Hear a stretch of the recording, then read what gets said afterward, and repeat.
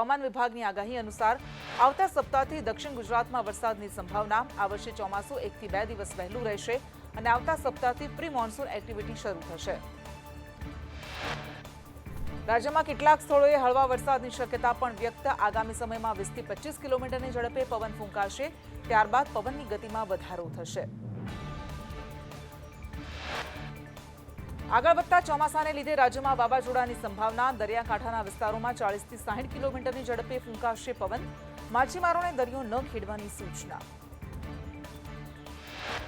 ભારે પવન ફૂંકાવાની આગાહીને પગલે કચ્છના માંડવી બીચ પર સ્નાન કરવા પર પ્રતિબંધ મુકાયો।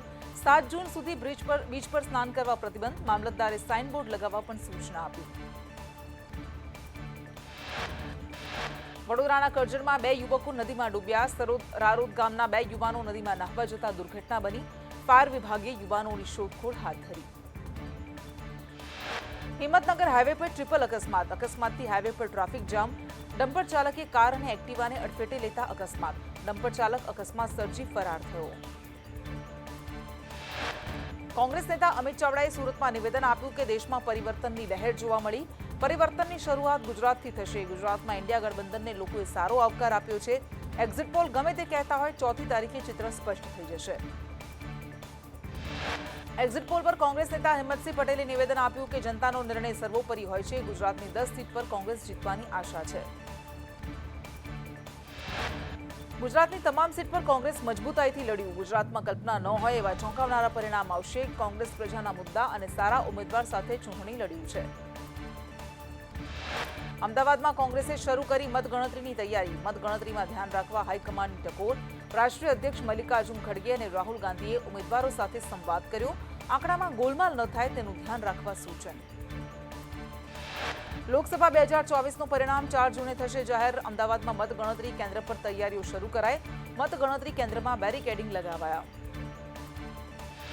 અમદાવાદમાં ગુજરાત અને એલડી એન્જિનિયરિંગ કોલેજમાં મતગણતરી થશે। Media room, control room, CCTV સહિતની વ્યવસ્થા કરાઈ। મતગણતરી કેન્દ્ર બહાર પોલીસનો ચુસ્ત બંદોબસ્ત ગોઠવાયો। અમદાવાદ, રાજકોટ, સુરતમાં એસજીએસટીના દરોડા। સુરતમાં 51 રેમ્બો પાર્લર પર દરોડા। બિસ્મિલ્લા જ્યુસ, મહાલક્ષ્મી જ્યુસને ત્યાં દરોડા। એસજીએસટીની રેડમાં મોટી ગેરરીતિ પકડાઈ હોવાની ચર્ચા। બિસ્મિલ્લા બ્રાન્ડના ફ્રેન્ચાઇઝીમાં મોટો ખેલ પકડાયો। બિસ્મિલ્લા બ્રાન્ડના 29 આઉટલેટ કરાર વિનાના। મોટા પ્રમાણમાં બિનહિસાબી વ્યવહારો સામે આવ્યા। જ્યુસ માટેના કાચા માલની ખરીદીનો કોઈ હિસાબ જ નહીં। ભરૂચના આમોદમાં જીએસટી વિભાગના દરોડા। એનવી સિરામિકમાં જીએસટીની તપાસ। મોડી રાત્રે સુધી એનવી સિરામિકમાં સર્ચ ઓપરેશન ચાલ્યું। રાજ્યભરમાં એનવી સિરામિકની બ્રાન્ચમાં દરોડા। અમદાવાદ, રાજકોટ, સુરતમાં જીએસટીના દરોડા। સુરતમાં 51 રેમ્બો પાર્લર પર દરોડા। જીએસટીની રેડમાં મોટી ગેરરીતિ પકડાઈ હોવાની ચર્ચા। રાજકોટમાં મવડી ગામમાં મામલતદારે ગેરકાયદે દબાણ હટાવ્યું। 70 જેટલા ઝૂંપડા તોડી પાડ્યા। રેતી કપચીનો 75 ટન જથ્થો જપ્ત કરાયો। ખાણ ખનીજ વિભાગે કાર્યવાહી કરી। સરકારી જગ્યા પર દબાણને લઈને કાર્યવાહી હાથ ધરાઈ। અમદાવાદમાં ભર ઉનાળે પાણી માટે વલખા। ઇન્ડિયા કોલોની વોર્ડમાં ટેન્કર રાજ યથાવત। છેલ્લા 8 મહિનાથી પાણીની સમસ્યાથી લોકો પરેશાન। અમદાવાદમાં ઇન્ડિયા કોલોની વોર્ડના લોકો દૂષિત પાણી પીવા માટે મજબૂર। અધિકારીઓને રજૂઆત છતાં પણ કોઈ નિરાકરણ નહીં। સ્થાનિકોએ મનપા કચેરીમાં વિરોધની ચીમકી આપી।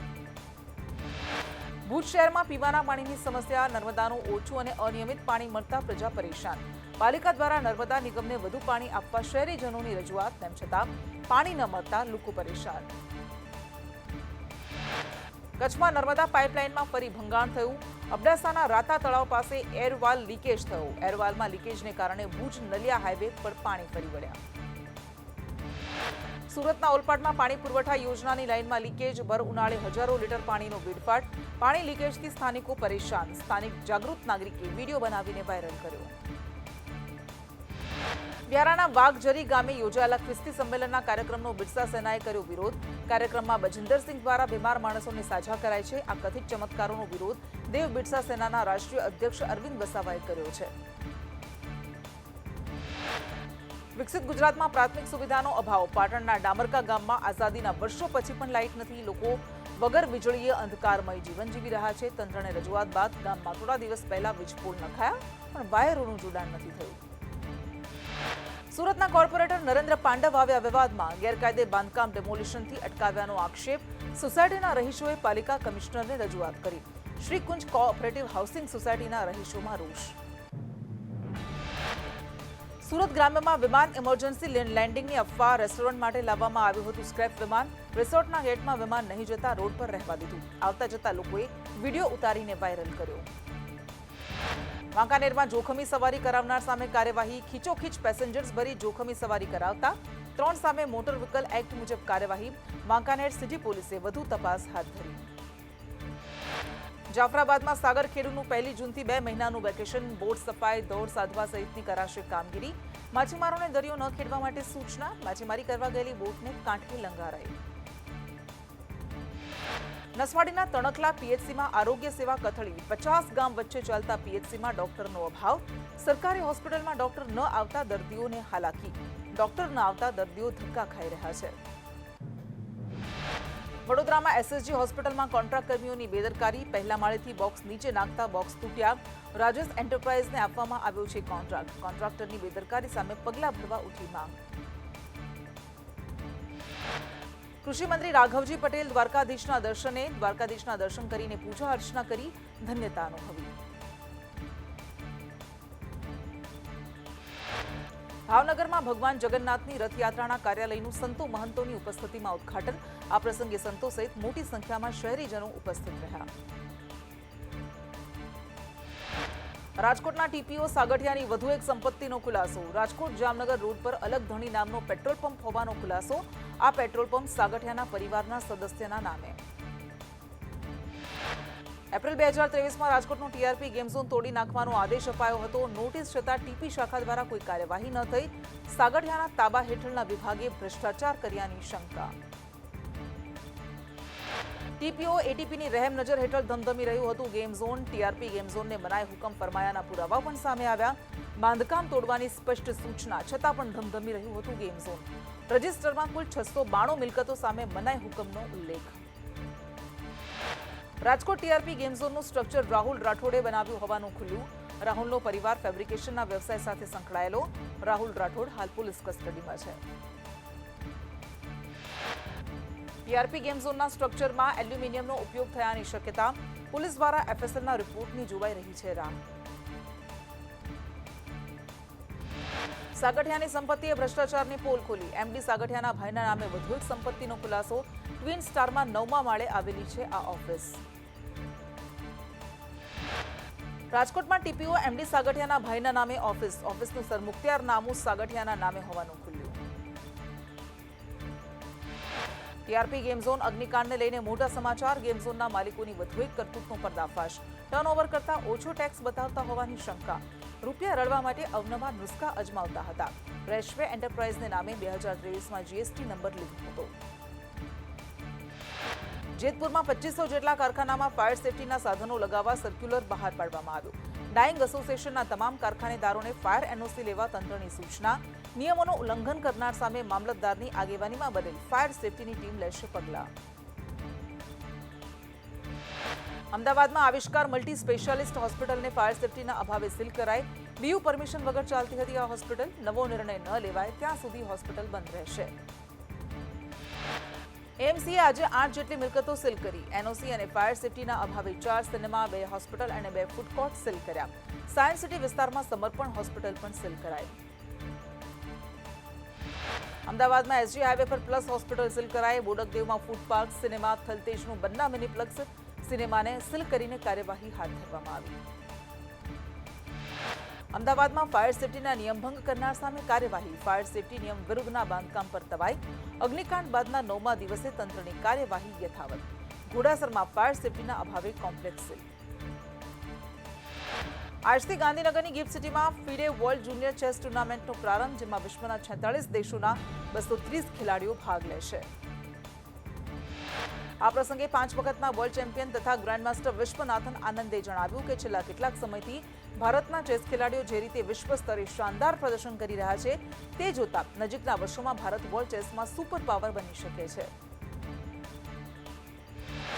દેવભૂમિ દ્વારકામાં ખાનગી વાહનો ભાડે રાખી બારોબાર વેચવાના કૌભાંડનો પર્દાફાશ, જેમાં એસઓજીએ 2 આરોપી સહિત પોલીસે 5 કાર મળી ₹18 લાખનો મુદ્દામાલ પણ જપ્ત કર્યો. સુરતની ઉધના પોલીસે આરોપીનું સરઘસ કાઢ્યું. આરોપીએ ઉધના વિસ્તારમાં દારૂ પીને આતંક મચાવ્યો હતો. જે વિસ્તારમાં આતંક મચાવ્યો ત્યાં જ સરઘસ કાઢ્યું.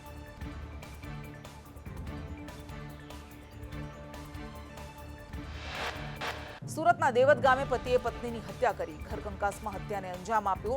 માથામાં પાવડો મારીને પત્નીને મોતને ઘાટ ઉતારી. હત્યા બાદ પતિએ ઝેરી દવા ગટગટાવી સિવિલ હોસ્પિટલમાં સારવાર હેઠળ.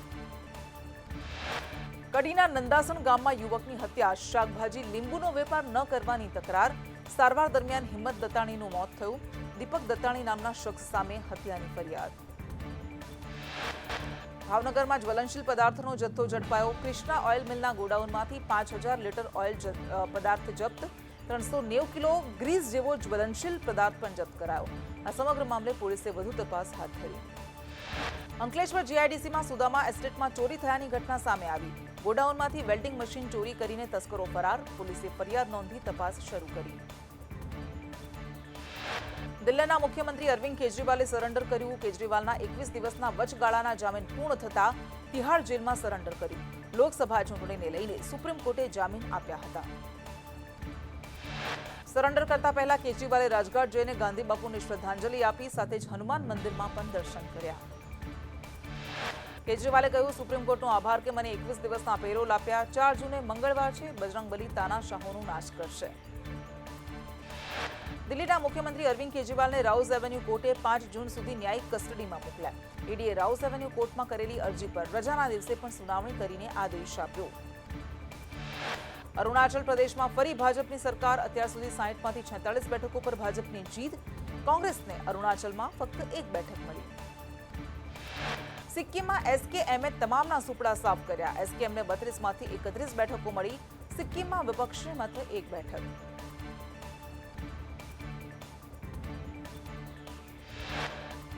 સિક્કિમ વિધાનસભાની ચૂંટણીમાં સિક્કિમ ક્રાંતિકારી મોરચા દ્વારા સપાટો બોલાવાતા સીએમ અને એસકેએમના વડા પ્રેમસિંહ તમાંગે કહ્યું, 5 વર્ષમાં અમે ચૂંટણી સમયે કરેલી તમામ જાહેરાતોને પૂર્ણ કરીશું. સિક્કિમની આ સૌથી શાંતિપૂર્ણ ચૂંટણી. લોકસભા ચૂંટણી અંગે તેમણે કહ્યું કે દેશ લેવલે એનડીએ સરકાર અને બીજેપી નેતૃત્વમાં સરકાર રચાશે. અમે 400 ને પાર કરીશું.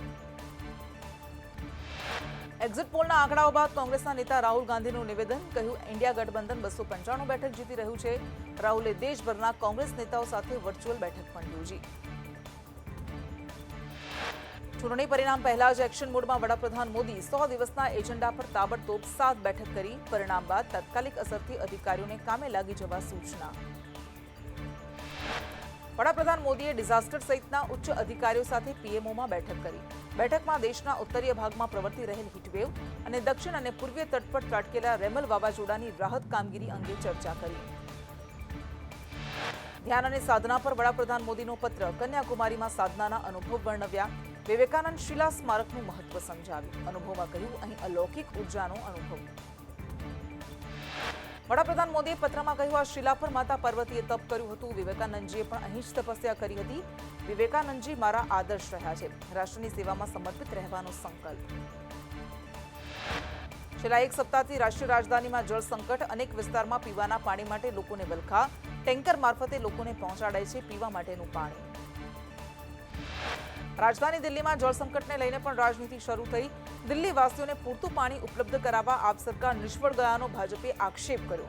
જળમંત્રી આતિશીએ હરિયાણા પર દિલ્હીના હિસ્સાનું પાણી ન આપવાનો આરોપ લગાવ્યો હતો. ઉત્તર, મધ્ય અને પૂર્વ ભારતમાં કાળઝાળ ગરમીથી લોકો ત્રસ્ત. ગરમીથી રાહત મેળવવા લોકોનો હિલ સ્ટેશન્સમાં ધસારો. દેશભરમાંથી આવતા પ્રવાસીઓથી ઉભરાયું શિમલા. શિમલામાં તાપમાન ઓછું હોવાથી લોકોને ગરમીથી મોટી રાહત. શિમલામાં મહત્તમ તાપમાન 30 ડિગ્રીની આસપાસ. ગરમીને જોતા લોકો શિમલામાં લાંબુ રોકાણ કરી રહ્યા છે. પંજાબના ફતેહગઢ સાહિબમાં 2 માલગાડીઓ અથડાઈ. સરહદના માધોપુર પાસે વહેલી સવારે ટ્રેન દુર્ઘટના સર્જાઈ. ટ્રેન દુર્ઘટનામાં 2 ટ્રેનના ડ્રાઈવર્સ ઘાયલ થયા. પંજાબમાં 2 માલગાડી એકબીજા સાથે અથડાતા સર્જાઈ દુર્ઘટના. ઘાયલોને ફતેહગઢ સાહિબની હોસ્પિટલમાં દાખલ કરાયા. રેલવે અધિકારીઓ અને બચાવ ટીમે ઘટના સ્થળે પહોંચી બચાવ કાર્ય હાથ ધર્યું. તમિલનાડુમાં તિરુવલ્લુર જિલ્લાના વિસ્તારોમાં ભારે પવન સાથે વરસાદ. ભારે વરસાદને કારણે અનેક વિસ્તારમાં પાણી ભરાયા. વરસાદને કારણે વાતાવરણમાં ઠંડક પ્રસરી.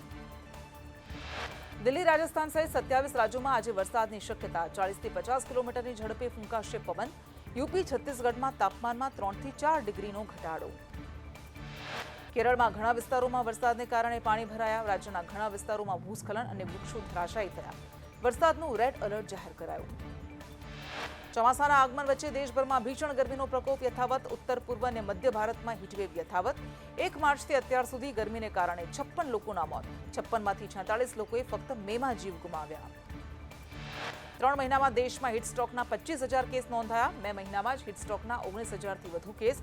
ગત શુક્રવારે હીટસ્ટ્રોકને કારણે દેશમાં 40ના મોત. ઉત્તર, મધ્ય અને પૂર્વ ભારતમાં તાપમાન હજુ 45 થી 48 ડિગ્રીની વચ્ચે.